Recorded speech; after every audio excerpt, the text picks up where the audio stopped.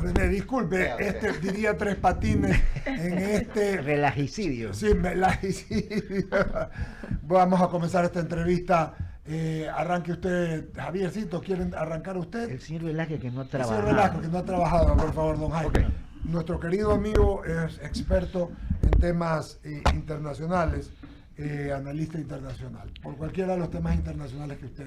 Puede ser lo del Medio Oriente. No, básicamente es el tema del momento, ¿no? Entonces, yo creo que René, bienvenido, buenos días. La verdad es que es un placer tenerte por acá. Tú eres especialista en temas internacionales y sobre todo la geopolítica. Y la verdad es que este conflicto que en un momento dado inicia en Medio Oriente, de toda la vida, porque siempre estuvo allá, pero ahorita hay un tema que va escalando. Y la pregunta que muchos se hacen es ¿hasta qué punto puede llegar a escalar esta situación y realmente convertirse en un problema aparentemente ya mundial?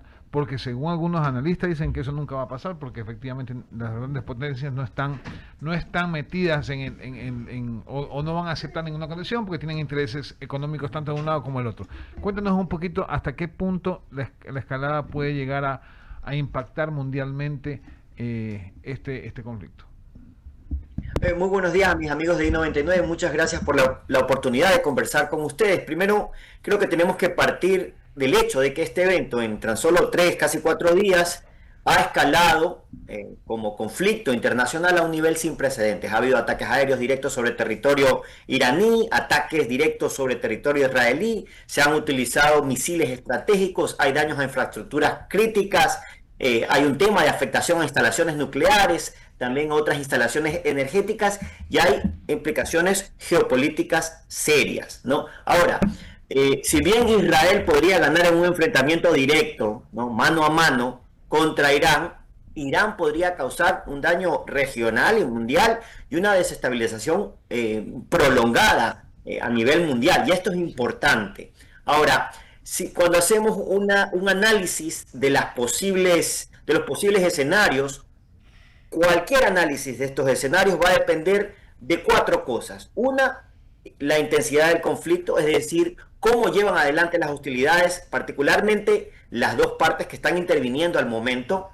2, el segundo factor importante va a ser la intervención de actores externos.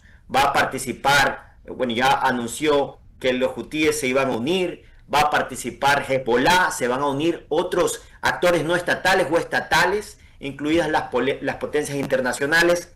3, ¿cómo es la estabilidad interna de ambos países? Como saben, el régimen actual en Irán está bastante desprestigiado al interno de Irán, ¿no?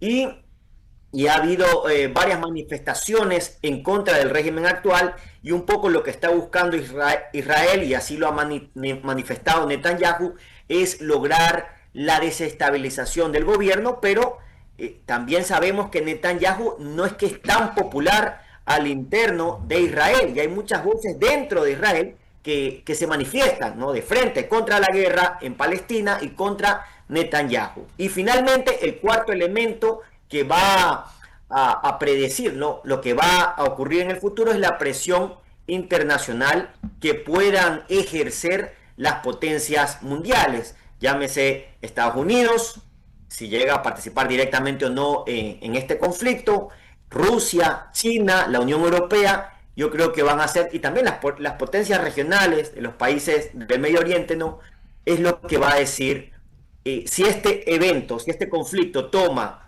un futuro bastante catastrófico, que puede llegar a un conflicto nuclear o un colapso del régimen iraní, que yo creo que son opciones o futuros menos probables, pero no imposibles. O sí puede haber oportunidad para una mediación diplomática que se comience a ver, o que comience a haber avisos de esta a mediano y corto plazo, ¿no? Yo creo que hoy por hoy, si hablamos de todos los escenarios posibles, el que tiene una probabilidad más alta es una escalada controlada del conflicto, y va a haber una contención diplomática por la presión que va a ejercer Estados Unidos, China, Rusia, Europa también, llevando tal vez a un alto al fuego, ¿no?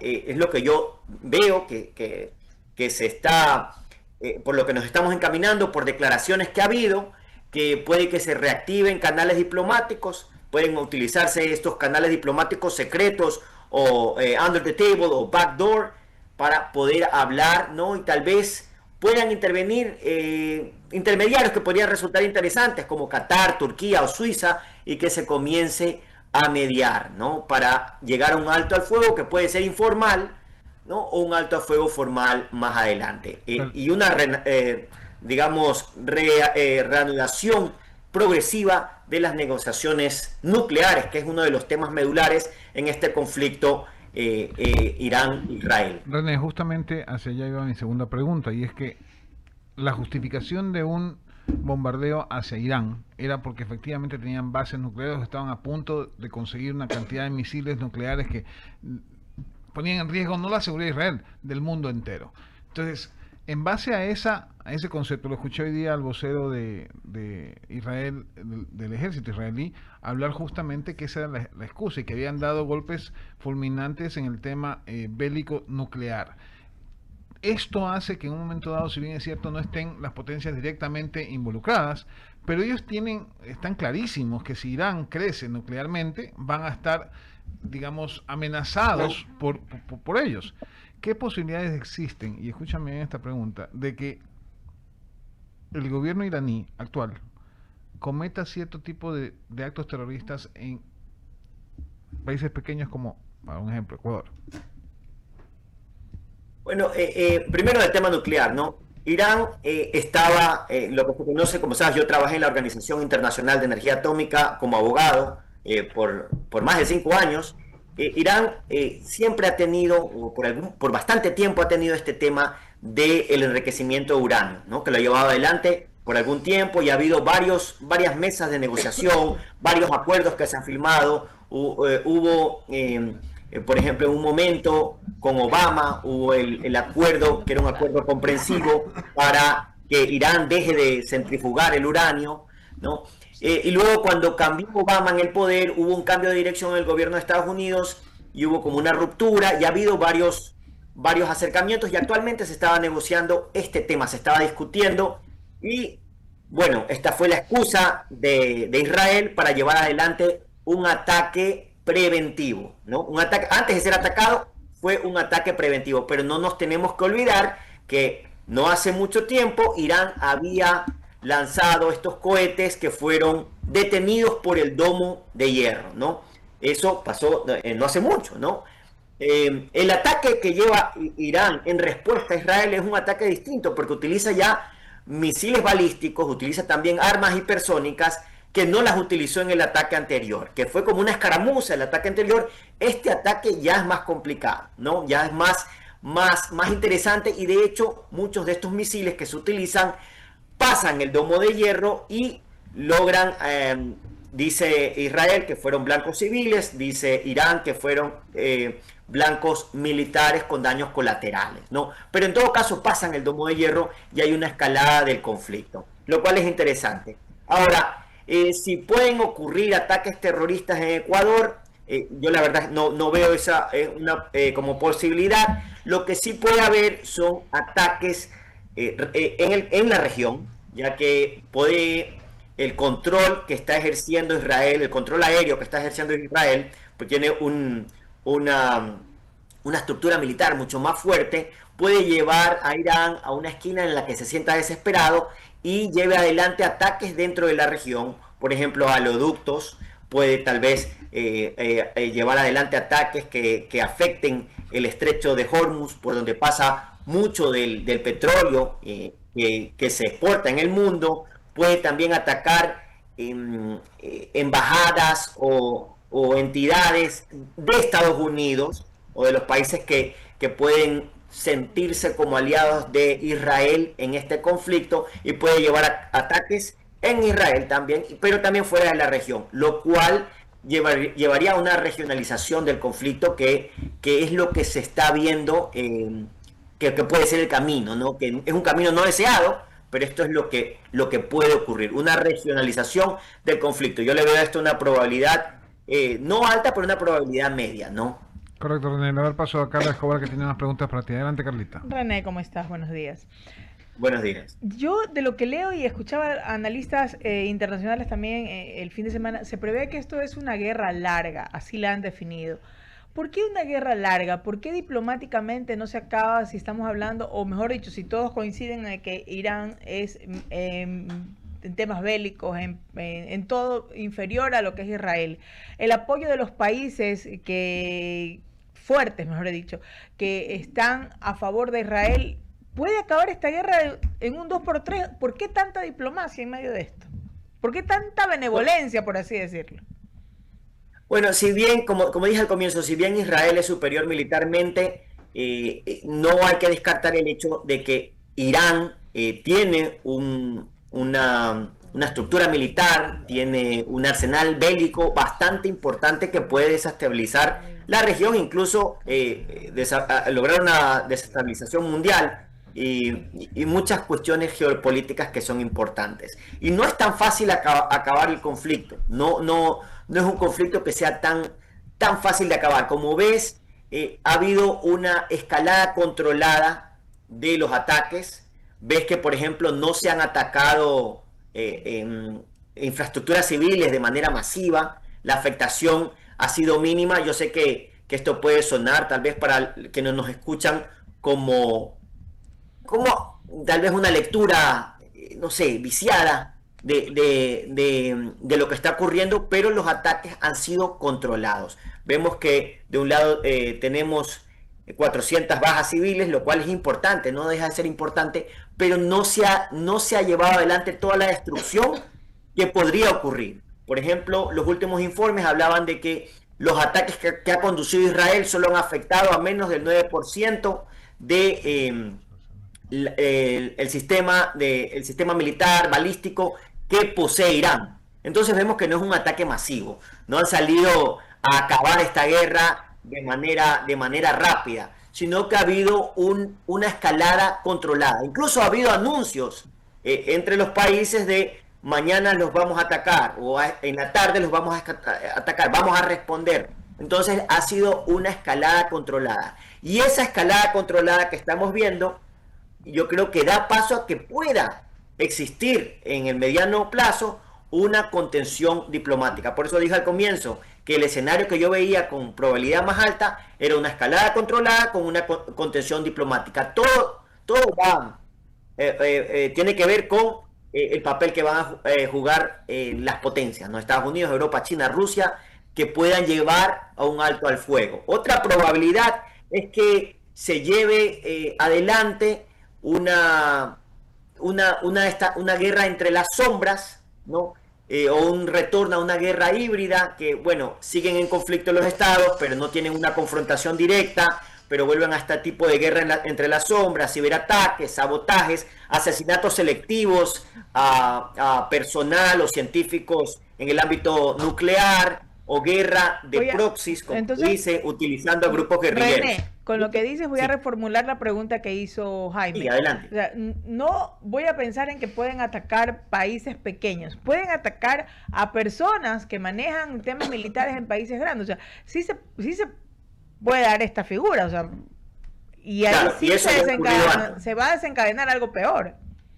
Eso ya ha ocurrido antes. Son asesinatos selectivos, personas que, por ejemplo, están involucradas en el ámbito nuclear en Irán, que han sido asesinados de manera selectiva. Y también Irán ha hecho lo mismo, ¿no? Ha llevado adelante estos asesinatos selectivos. Es lo que se conoce como una guerra de proxies, ¿no? Se utiliza tal vez a un grupo terrorista, o tenemos a los Houthis, tenemos a Hezbollah, tenemos varios grupos terroristas que Irán financia de alguna manera para llevar adelante estos ataques. Y es una guerra indirecta, una guerra desde las sombras. Esta es una probabilidad media, ¿no? El conflicto podría congelarse, pero seguir vivo.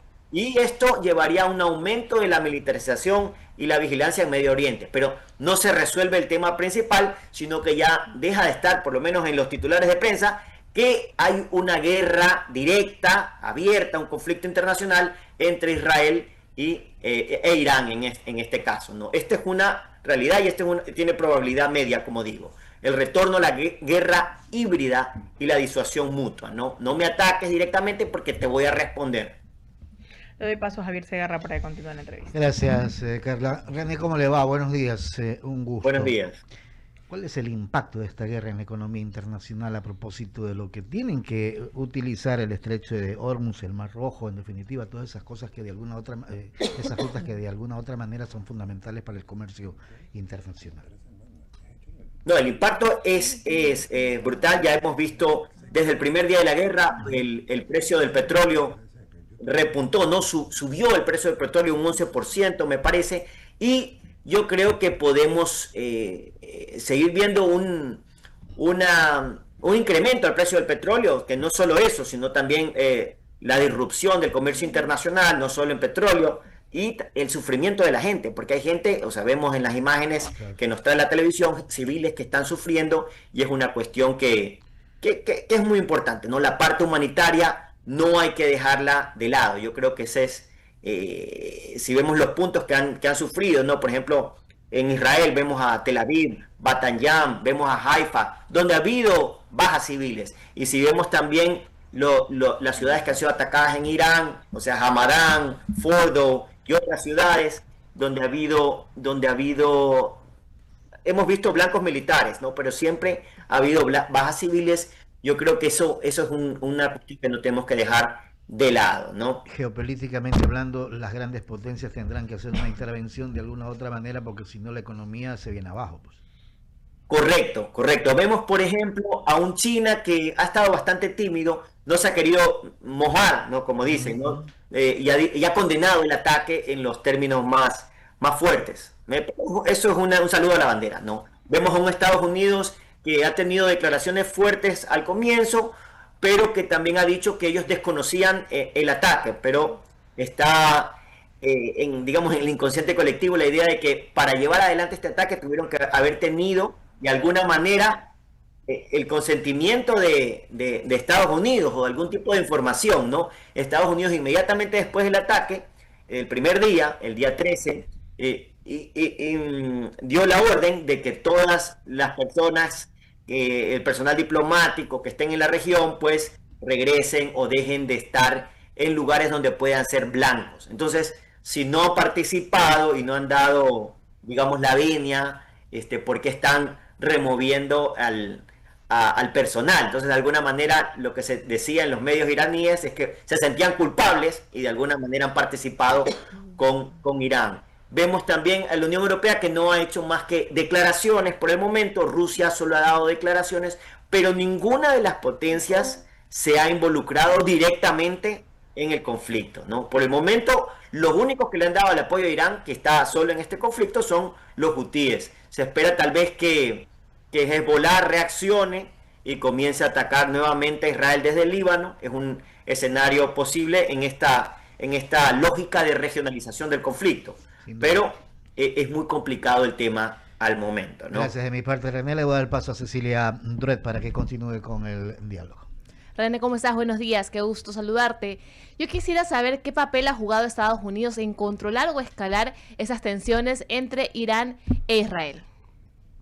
Bueno, definitivamente desde el punto de vista retórico, ya te digo, las primeras declaraciones que da el presidente Trump son un poco fuertes, condenando a Irán, diciendo, bueno, casi que se lo han buscado esto de aquí y diciendo, bueno, no hemos participado nosotros, pero esas declaraciones son muy fuertes.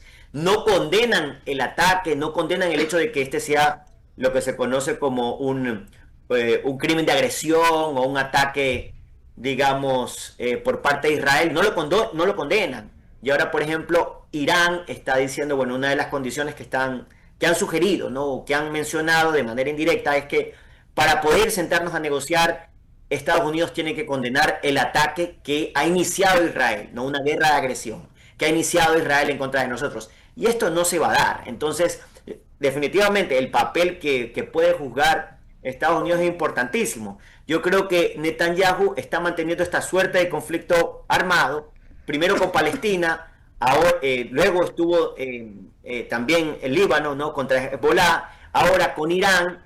Y eso de alguna manera distrae a la población de las cuestiones internas que ocurren en Israel, ¿no? Y de alguna manera une a la población por una causa, ¿no? La defensa nacional, que consideran el hecho de que Irán pueda tener armas nucleares como un riesgo existencial que tiene que ser eliminado. Se habla de eliminación de este riesgo y se habla también, y así lo dijo Netanyahu en las declaraciones del segundo día, se hablaba de cambio de régimen. Entonces Netanyahu incluso llamaba a la gente de Irán a pronunciarse. Es momento, decía, de que las personas de Irán se pronuncien en contra del régimen. Este es el momento.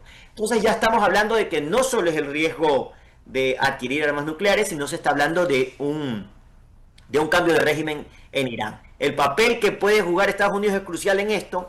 Creo que Netanyahu está jugando a continuar esta guerra para definitivamente involucrar directamente a Estados Unidos. Y eso sería una escalada del conflicto importante. Vamos a ver cómo se resuelve este tema diplomáticamente, y para eso hay actores internacionales que pueden ser muy, muy importantes. Mencioné a Qatar, es muy importante. Mencioné a Turquía, por ejemplo, que puede jugar un papel importante, y a Suiza, por ejemplo. Putin se ha nominado, o sea, él mismo ha hecho un acto voluntario, ¿no?, de ofrecerse como mediador, pero yo creo que ninguna, o por lo menos Israel no va a tomarle la palabra a Putin para que medie en el tema, y se necesita tal vez otros mediadores que puedan ser más imparciales. Y para América Latina, los países que tienen vínculos diplomáticos o comerciales con estos países en conflictos, ¿existe algún tipo de implicación? Bueno, las implicaciones son comerciales. Para muchos países de Latinoamérica que mantienen comercio con Israel, tienen también acuerdos de cooperación en temas militares, ¿no? Entonces va a haber esa afectación. Y también tenemos la afectación general que ocasiona este conflicto a la disrupción del comercio en materia energética, ¿no?, particularmente de petróleo. Esa va a ser una implicación que yo aspiro y espero que el gobierno ecuatoriano sepa aprovechar, ¿no?, este conflicto, y perdón que hable así en términos de realpolitik, pero también hay oportunidades para Ecuador que tienen que ser aprovechadas, ¿no? Este tema dispara el precio del petróleo, por ejemplo, dispara el precio del petróleo, y tiene que el gobierno saber aprovechar estas situaciones, ¿no? Y no dormirse en los laureles, ¿no?, sino aprovecharlo persiguiendo los intereses nacionales, ¿no?, que tienen que estar primeros en nuestra agenda.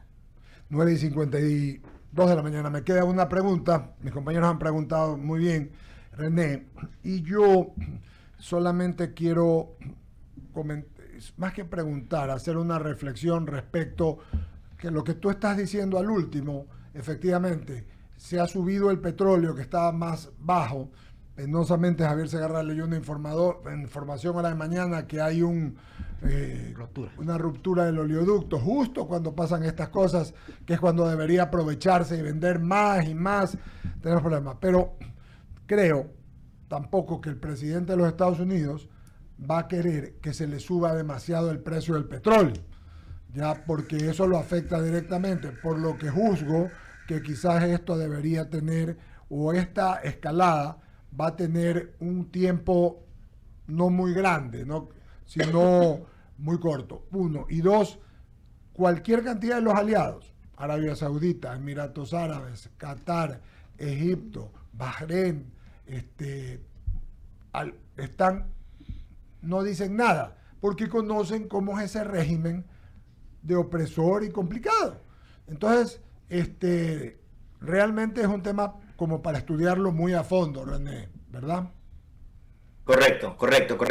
No, o sea, para el Ecuador es un tema que tiene que seguir, no solo por el tema del petróleo, el gas y otros insumos que Ecuador importa, que definitivamente impactan la economía y de los cuales podríamos beneficiarnos, no solo por el tema del precio del petróleo, pero hay un tema también de cómo se posiciona Ecuador diplomáticamente, ¿no?, en el contexto internacional.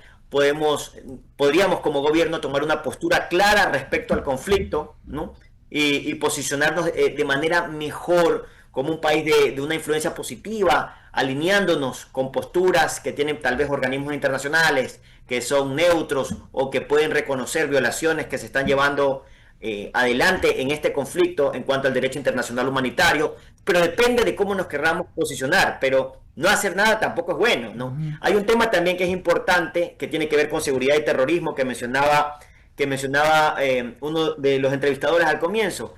el tema de, ¿puede Ecuador sufrir un ataque terrorista? Y la respuesta rápida era no. Pero sí hay un riesgo de radicalización, porque cuando hay estos conflictos internacionales, particularmente en esta región, esto tienen una suerte de resonancia en grupos que están radicalizados o grupos que son simpatizantes de estos grupos extremistas. Y Ecuador, y esto lo sabemos por informes de inteligencia que hemos discutido, en este mismo espacio, Ecuador se han encontrado células de grupos, ¿no? Y esto es interesante, y es algo que tenemos que tener en cuenta cuando escojamos cualquier postura política para posicionarnos como país en el contexto de este conflicto armado, ¿no? Esto es importantísimo.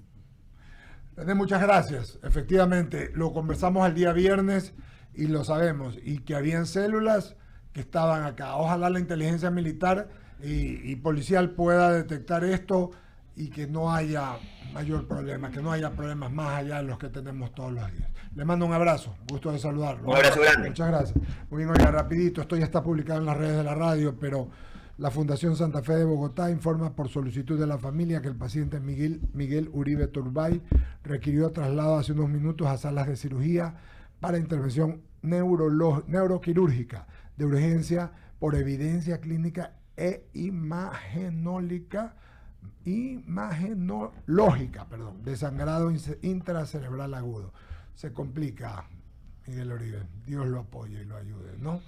Ojalá este miserable que lo mató y la gente que está atrás de él no lo condene a ser un muerto viviente, porque eso es una desgracia terrible, ¿no? Para toda la familia también. Por eso digo, eso ya es más que nada para la familia. Y yo tengo una pregunta, perdóneme, antes de concluir, con relación al asesino, no el asesino, está... Sicario. Es un sicario que hubo un atentado, pero si se muere ya se vuelve asesino, ¿cómo va a ser penado? Primero dijo Petro que felizmente en Colombia hay Estado de Derecho y no tiene nada más que hablar. A él lo van a tratar, lo van a juzgar como menor, y evidentemente cuando pase qué es lo que se hizo, qué es lo que se ha aprobado en la ley,